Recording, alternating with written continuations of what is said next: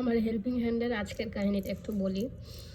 তো ঘর ঝাড়ু মোছার মধ্যে সে বলতেছে যে আজকে ঘর মুছবে না।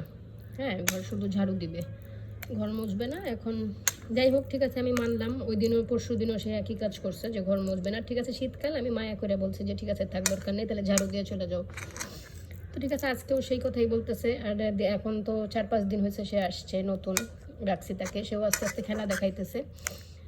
আমার টাইম সে আধা ঘন্টা পিছাইতে পিছাইতে এখন সে 1 ঘন্টার মতো পিছাইছে। এখন সেই কথাটা ঘুরাইতেছে যে এই তো এই টাইমে, মানে কথাটাকে খুব নর্মাল করে ফেলতেছে। যাই হোক, বাথরুমটা ধুইতে দিছি, ঘর তো মুছবে না মানলাম। তো তারপরে বাথরুম ধোয়ার কাজটা ছিল। তো একটা কাজ তো আমি বলে দিছি যে ঠিক আছে, এখন বাথরুমটা ধুতে চাইতেছো না, ইসের যে ঘরটা মুছতে চাইতেছো না, ঠিক আছে মোছা লাগবে না। তো আরেকটা কাজ যেটা ছিল যে বাথরুম ধোয়াটা, তখন ওইটা ধোয়ার সময় সে বলতেছে যে কন্ডিশনার দেখছে, কন্ডিশনার দেখে কন্ডিশনারের মুখা খুলতেছে।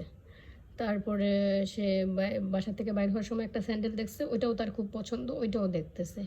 তারপরে যা দেখতেছে তাই ধরাধরি করতেছে, আর যা দেখতেছে তাই নাকি তার সব পছন্দ। এখন প্রতিদিন যদি এরকম এরা নেওয়ার তাল করে, প্রতিদিন তো এদেরকে সব কিছু দেওয়া সম্ভব না। আর যা দেখে তাই ভাল লাগে, তাই ধরাধরি করে, তাই তার খুলতে মন চায়, ঢাকনা খুলে দেখতে মন চায়, কন্ডিশনারও ভাল লাগে, শ্যাম্পুও ভাল লাগে। এরকম হলে কেমনে সম্ভব রে বাবা?